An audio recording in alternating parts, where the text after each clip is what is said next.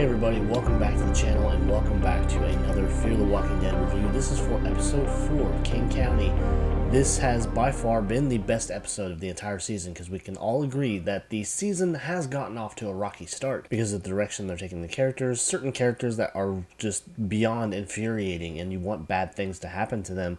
But just like characters like Dwight and Sherry and their kid, they keep getting sucked back into the same situation, and they've mentioned the sanctuary a couple times, or at least once, that their first few months at Padre were just like their first few months at the sanctuary, where they were ruled under someone's thumb, living by someone else's rules, doing what they say. And so it comes to wonder, why the fuck didn't they just bail after the first few months there? Why did they stick around to only have things get worse where they're separated from their son? And so just little things like that and what they're willing to do to get their son back. Yes, I understand that Morgan really screwed over the group when we were opened up to the season, and it turns out that he actually turned all these people over to Padre to get his daughter back. It goes without saying, yes, they've all made a lot of questionable decisions, and their time at Padre has really warped their way of thinking and their view on the world and everything, especially Morgan. He's just kind of really not the same guy. He's very underconfident and doesn't believe he is good for Mo, but she is really getting him to understand that she is better off safe with him than living under Padre, where she could possibly be sent off to die fighting a battle for them. And so, kind of with all that said, let's get into this latest episode. Now, again, this episode I was really looking forward to.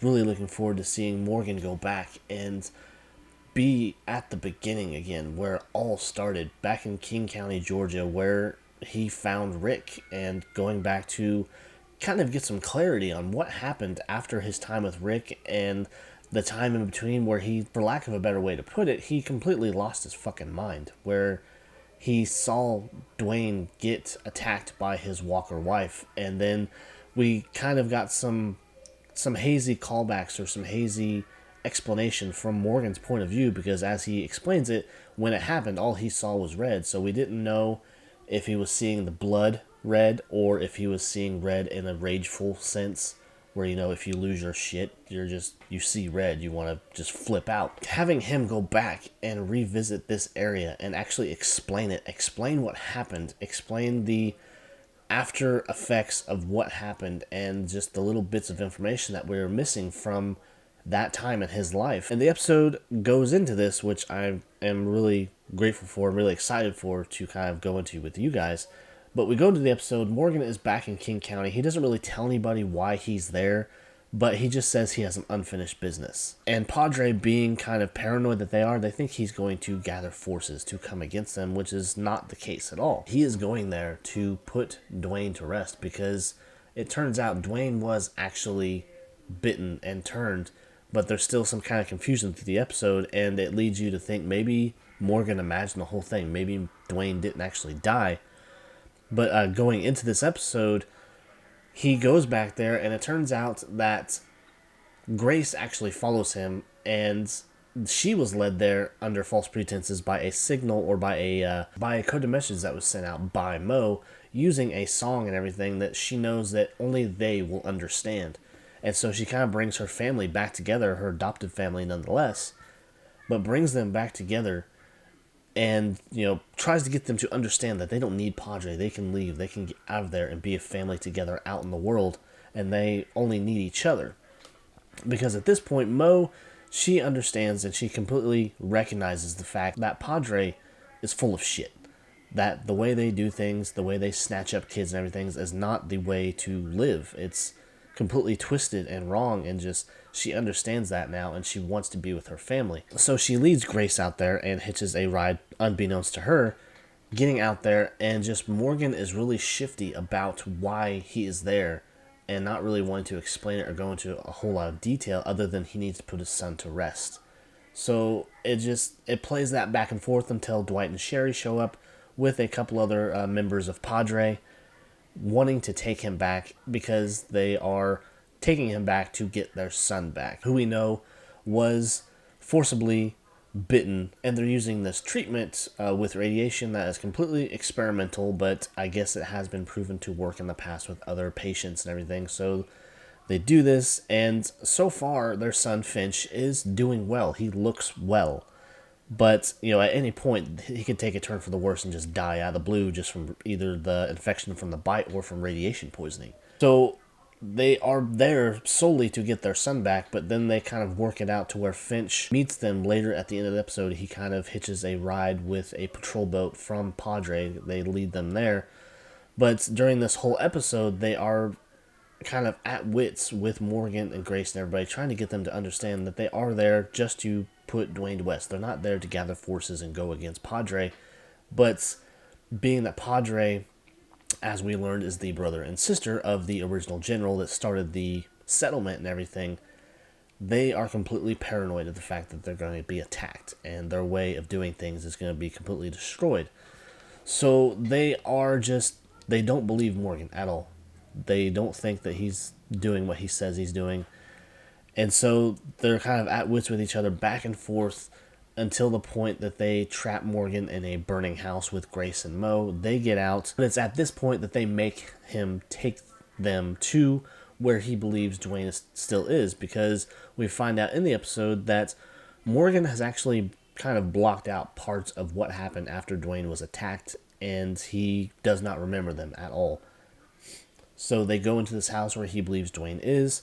Turns out it's not him, it's just another child walker of some sort. So he sees that it's not Dwayne, and so Padre's back to thinking that he's full of shit and he's there to gather a force of some sort to go against Padre. And so at this point they have him on the radio with Padre with a gun to his head, demanding that they tell him what's going on, why are you there. And it's here that Morgan almost gives up and is just ready to take a bullet to the head because he can't put his son to rest. He believes that he got out of the house somehow and now he's just gone. It's in this confrontation that we are led to believe that Morgan is ready to die and everything, but Dwight and Sherry just can't let it happen because they still care. They're not completely turned against Morgan and the group that they were with. And with this coming into the final seconds of it, Sherry and Dwight turn on these two soldiers and take them out of commission for the time being. And so they want Morgan to take them where he needs to go. It's during this that also Morgan goes back for the gun that Rick gave him in the very first episode. He knows exactly where it's at, if it happens to still be there and everything. And when he gets to this house, he has Grace and Mo with him, and he has to explain to them why he knows this house, why he knows that there's a gun hidden upstairs and all this. And he explains to them this is where him and Dwayne actually lived as the world fell apart and when they were trying to survive. Kind of backtracking into that and everything, when they capture Morgan and Grace, Mo is still kind of in hiding, and it forced the fire that has been set, because they're using walkers to set fire to the house. Mo is kind of forced upstairs, and it's there that she actually finds Dwayne chained to the wall as a walker. The walls are spray painted with the word clear. As we know, Morgan, he used this as a way to kill anything that moved. And it was after Dwayne that he decided that anything that moved, anything that could be a potential threat, he had to clear, which was just eliminate the threat no matter what. So as the house is burning, they actually get Morgan. He gets out, and every time he raises his gun up to a walker, he sees Jenny, his wife, who we know from the very first season of Walking Dead that he could not bring himself to kill until it was too late and he had already lost his son when she attacked him. Because within the house that they actually go to, he has actually left Jenny's remains there. So he's there to actually put her and Dwayne both to rest, give them a proper burial and everything. And as he's going to help Mo get her out of this burning house, he still runs into the same problem. Even though Jenny's already gone, he still has that kind of a shy trigger finger whenever he raises that gun up, because every time he sees Jenny. And an interesting thing about this, they did not use recycled footage for that. It was actually the actress who played Jenny. She came back and did it again. This has been confirmed through IMDb. But I just thought that was pretty cool that they just didn't use some unused footage or whatever and add a filter to it and all that. But she actually came back just to cameo as her walker self. So it's through Mo's panicking in this burning house and everything that Morgan brings himself to be able to eliminate these threats and get to Mo. And it's up here where he finds her in this attic of this house, he realizes that he chained Dwayne there. He did not realize he had blocked out all of these memories all the immediate time after the death of Dwayne. So he is in this situation again where Mo is trapped in this burning house, and part of the roof has collapsed down and she's trapped under a couple beams while the reanimated corpse of his son is trying to lunge at her, trying to get at her and everything. And he's once again brought with this decision of what he knows he needs to do, but he can't bring himself to do it because every time he raises that rifle, he just sees images of his son calling out for him and everything. But at the last second, he convinces himself to do it, and we see Dwayne go down. So we got some clarity on what actually happened, because there was a theory out there, I believe, that Dwayne was actually alive, that he never actually was bitten by his Walker mother, that maybe he just got attacked, and the seeing red that Morgan always talked about was just him losing his shit and taking out his wife. No, and believing that his son was actually dead, when in reality he might have been injured, and then he leaves, and then Dwayne wakes up to find himself alone and have to survive on his own. But it was finally cleared up that Dwayne was actually dead, and so it kind of closed that chapter that has been open for several years throughout Walking Dead and now Fear the Walking Dead. And so this house burns to the ground, and we see that Morgan has finally put to rest his wife and son after so many years after the end of the world, and he's buried them properly and given them markers and everything right next to the rubble of this burnt house.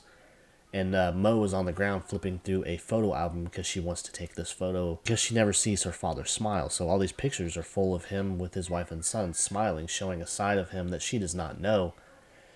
And it's in this moment that a walker lunges out of the rubble, attacks her. Grace runs over, knocks the walker down and everything. They take it out, but still manages to get herself bit. But here's where it kind of gets confusing.